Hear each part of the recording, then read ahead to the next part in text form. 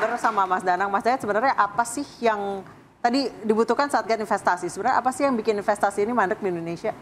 Kita kalau bicara investasi tidak... Apple dari China pindah ke India, iya, apa nggak pindah ke Indonesia? Dari perang tarif ini kan Apple mengumumkan akan pindah ke India, ya. Tidak di Foxconn lagi. Artinya dalam perang dagang ini India kelihatannya lebih punya mendapatkan keuntungan, ya? Keuntungan dari perang Amerika dengan Cina. Harusnya Indonesia bisa. Nah, tapi kalau balik lagi ke pertanyaannya investasi, apa sih masalahnya? Saya pikir pertama adalah geopolitiknya yang lagi sedang tidak baik. Jadi Trump ini membuat investor-investor terutama yang dari asing berpikir, oh lebih baik saya balik lagi. Karena akan banyak insentif dari mereka. Kan ini juga kelihatan bagaimana nilai tukar kita yang anjlok hampir 17.000, IHSG kita yang ditunda sementara. Ini sebenarnya udah tren global bahwa investor-investor besar itu sedang berpikir untuk kembali ke Amerika. Nah, sementara kita sebenarnya punya dalam segi portofolio investor, kan kita bisa membagi investor Western dan Eastern. Nah, sebenarnya kita bisa memasukkan Eastern ini kepada investasi kita yang serius. Ya, tapi kemudian kan mereka punya demand yang tentunya cukup merugikan kita kemarin-kemarin, yaitu apa? Tenaga kerja asingnya di bawah juga. Ya. Nah, kemudian kita kan akan mengganggu dengan teman-teman lokal kita. Nah, tapi saya kira sebetulnya kalau kita bicara investasi, kecanggihan kita, diplomasi kita luar negeri itu yang nanti akan mengundang. Canggih nggak kita dibandingkan dengan Vietnam, dengan India, dengan negara tetangga? Kalau kita canggih dalam menawarkan insentif buat kita masuk, mereka masuk, bisa jadi mereka akan masuk secara masif. Dan saya kira itu yang sedang diupayakan sama Pak Prabowo, meskipun itu masih baru sebatas retorika. Saya belum melihat satu hal yang prinsipil yang berubah ya dari. Kalau faktor dari pendorong atau bukan pendorong, penolak dari internalnya apa dari dalam negerinya? Kalau dari internalnya saya kira kita banyak ya. Yang pertama adalah kita agak bingung juga, upah buruh dianggap mahal. Padahal sebenarnya kalau kita lihat tanya ke buruh, teman-teman buruh, mereka bilang enggak, kita kekurangan. Nah, jadi kita tidak lagi kemudian saya kira menawarkan buruh murah untuk investor mereka masuk, tapi kita menawarkan ini loh buruh-buruh kita yang terampil dan mereka hebat. Dengan keterampilannya itu dibandingkan negara lain mungkin lebih murah. Tapi bukan lagi yang massal seperti kemarin itu. Mas Danang, apakah dari sisi pengusaha kalau Anda melihat dan juga berbicara dengan kolega Anda dari luar negeri, apakah Indonesia ini masih menjadi pilihan utama untuk berinvestasi di ASEAN, katakan seperti itu? Ya, masalahnya kecenderungan tren investasi masa depan kan heavy teknologi gitu.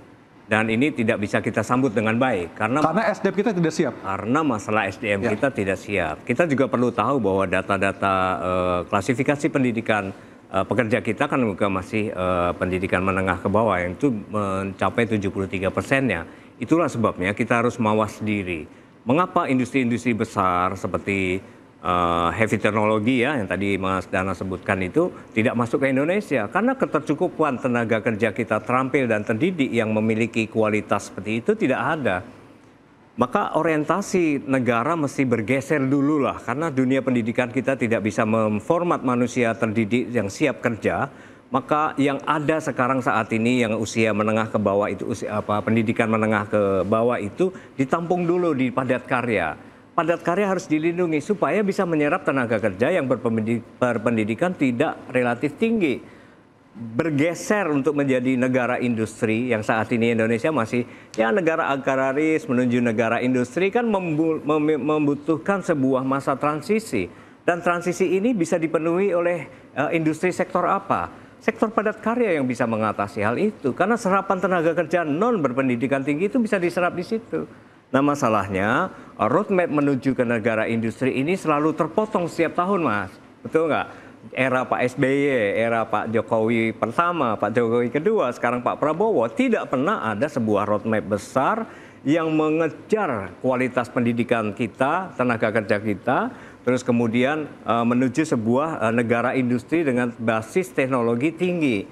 Sampai sekarang pun lulusan tenaga kerja kita, pendidikannya masih di bawah 70% di bawah SMK ke bawah gitu. Nah, ini tantangan kita.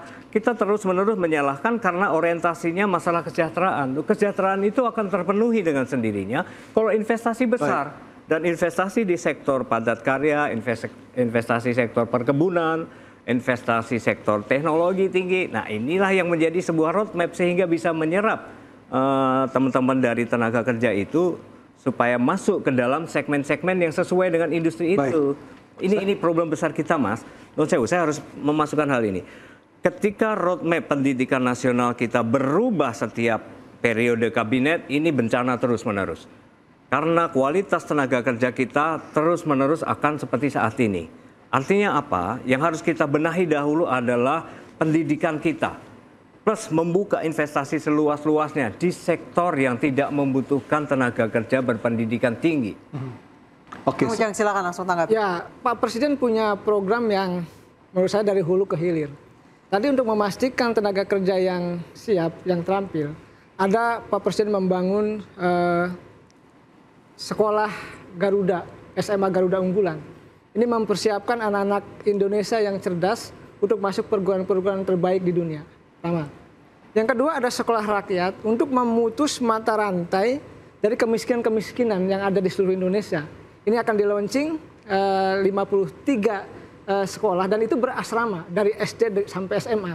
Meskipun itu juga menjadi polemik tersendiri karena yang menaungi adalah Kemensos bukan Kemendikti atau Kemendiknas. Kerjasama. Oh, kerjasama. Ya, memang leading sektornya ada di Kemensos, tapi guru kurikulum itu Dikdasmen. Oh, Dikdasmen. Jadi kami harus menjelaskan bahwa inilah sebenarnya apa yang ingin disampaikan oleh Pak Prabowo bahwa program-program itu satu sama lain terkait. Ada pendidikan yang kita siapkan untuk memastikan anak-anak bangsa ya yang miskin derajatnya terangkat. Itu kemiskinan ekstrim itu insya Allah ya dalam berapa tahun saya meyakini karena saya sendiri dosen gitu ya, paham persis. Dulu saya dalam keadaan miskin, sulit untuk bisa sekolah dan hanya dengan keyakinan. Nah ini dengan program ini agar apa? Agar anak-anak bangsa ini punya hak untuk bisa mendapatkan pendidikan yang layak diasramakan dan tadi menghasilkan manusia-manusia unggul. Ini kita ciptakan dari awal, pondasinya kita bangun. Kesehatannya ada cek kesehatan gratis.